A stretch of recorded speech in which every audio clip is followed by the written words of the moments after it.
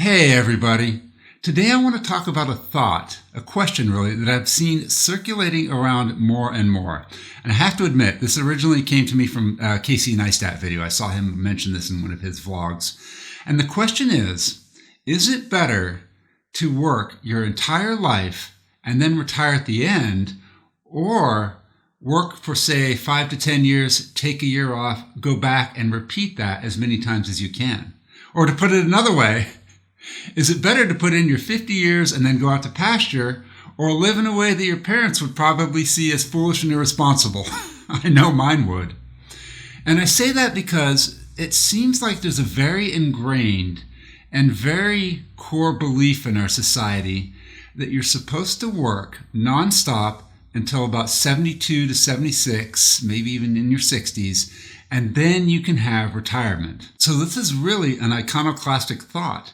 We're challenging the belief that you work your entire life and then at 72, 65, whatever, you put on your sandals and you head out to the Bahamas. That's how it's been for so long, and it's become so socially accepted that to do anything else, unfortunately, is now seen as a complete failure, personal failure. We're judged by others if we don't follow that tradition. We're looked down upon by our friends and our family if we don't work nonstop until retirement. And I think it's time to break that up. One reason why it may not be the best idea to follow in the footsteps of our forefathers and foremothers and work our entire life and then retire afterwards is that, and this is real easy to conceptualize, we don't know how long we're going to live. I could step out of this room right now and just be bowled over by a truck, and that's it, game over, end of me. That could happen. Probably not. I hope it doesn't, but there's no guarantees. There is no anti-retirement due to early mortality lobby that we hear from. And the reason is we don't hear from the people that have died young. We never do. We never hear from that contingent of folks that have been on the path to an entire lifetime of work followed by retirement at their end that didn't make it. We only hear from the ones that did. And it is definitely causing only one viewpoint to come to the forefront.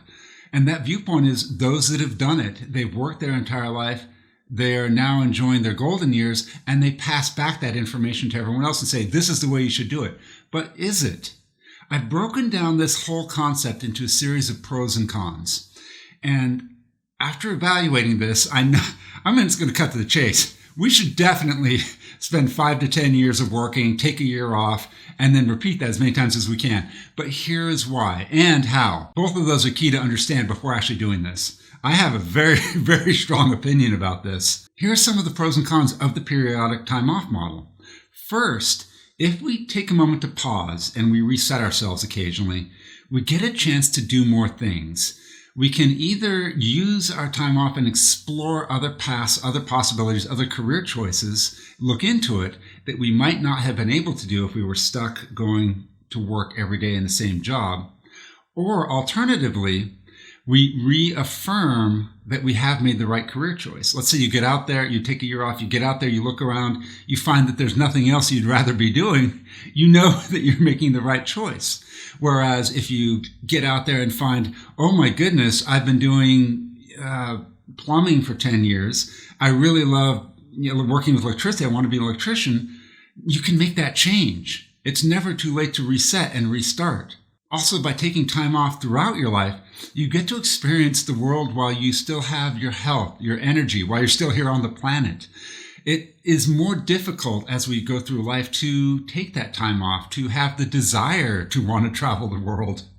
I know there are things I don't want to do now that I wanted to when I was younger, but vice versa. There's things that interest me now that didn't interest me when I was younger. So really, it is the chance to explore the world on our own terms at different phases throughout our life, instead of saving all of our experiences up for the very end. And then we have more time with friends and family.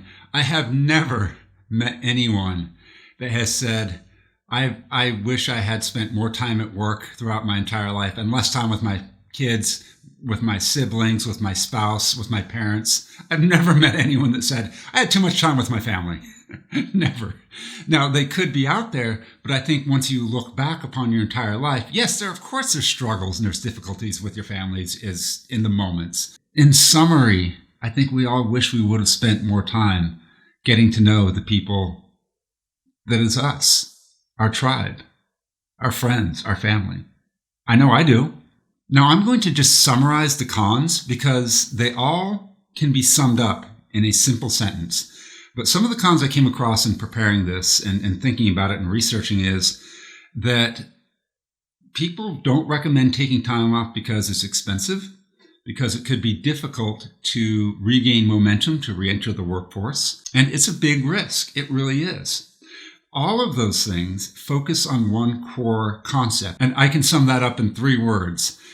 The biggest problem with taking time off throughout your life from work is complete financial ruin. That's it. That's all anyone ever worries about is, will I not have enough money? Will I go broke if I don't work? And to take it a step further, the problem really isn't complete financial ruin. That's not the biggest challenge. The biggest challenge is actually the fear of complete financial ruin. People are afraid of it.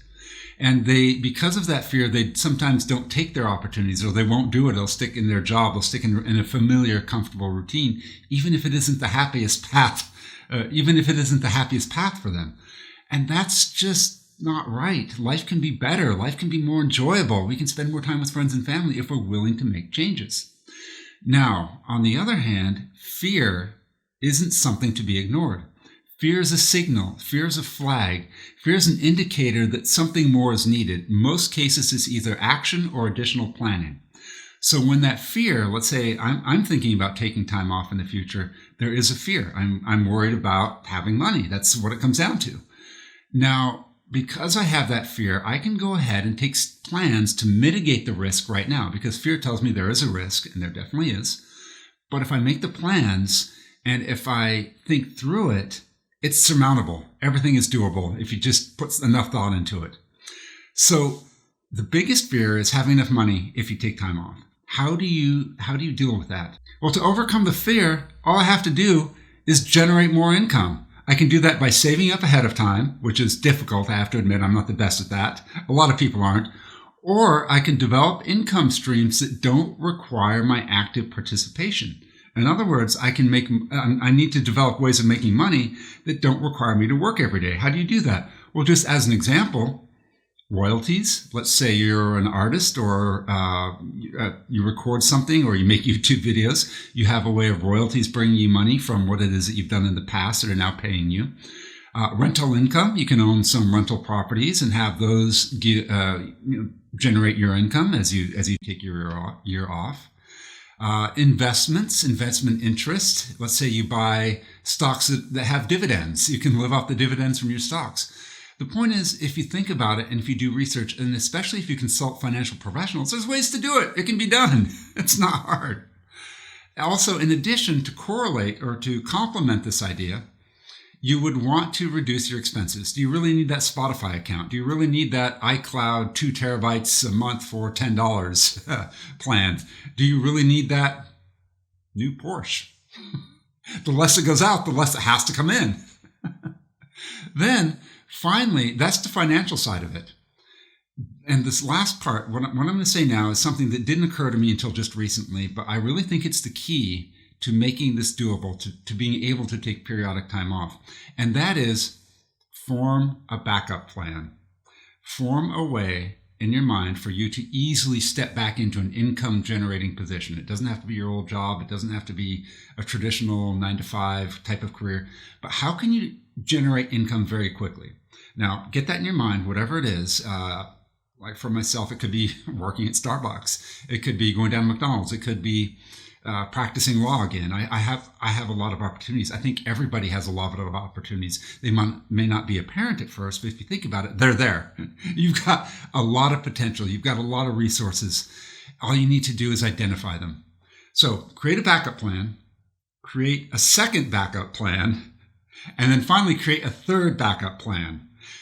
It does take, I am very serious about this, it does take 3 separate backup plans for important life decisions in order for things to work out well. I've done that in the past, and there have been times when I've had to fall upon my third backup plan. I've never had to go beyond that, but having 3 backup plans will do 2 things. First of all, I know I'm using a lot of numbers. First of all, It will allow you to step back into income generation if needed at any time. But most importantly, well, equally importantly, it will take the stress out of it. You'll feel so relieved knowing at the drop of a hat, don't worry, you can start making money, and this is exactly how you're going to do it. It'll take the daily fretting, the daily angst out of, what if this doesn't work? What if this was a bad idea? What if what if I made a horrible life choice? It completely eliminates all of those thoughts. And to go through life, to take that year off free from worry, free from concern, and knowing that you have backup plans is so incredibly valuable. That really, to me, is the secret, is planning things out ahead of time. So just make sure, and as you can tell, I strongly advocate taking periodic time off if you're able to. Figure out how you can do it. Plan ahead of time before you do it, both financially as well as making plans to re-enter the workforce, or what to do if you decide that taking that year off wasn't a good idea. And then enjoy life. Go out, spend time with friends and family, travel, try different things. It's your opportunity. This could be a once in a lifetime. It could be a twice or three times in a lifetime chance. But you've got it. If you do it, you've made that happen. That's wonderful. Okay, guys. Hey, thank you so much for watching. I really look forward to seeing your smiling faces in the next video. Do me a favor and hit the subscribe and notification buttons. That way you can keep receiving videos on how to sort of conquer life, on how to win at life, and how to get more out of our existence, and how to just really be a top-notch human. That's all I'm here for, and increasing happiness at the same time. I want two things for all of us, for me and for you. I want us to be happy, and I want us to make the most out of this lifetime as we can. All right, guys, thanks a lot, and I'll see you next time.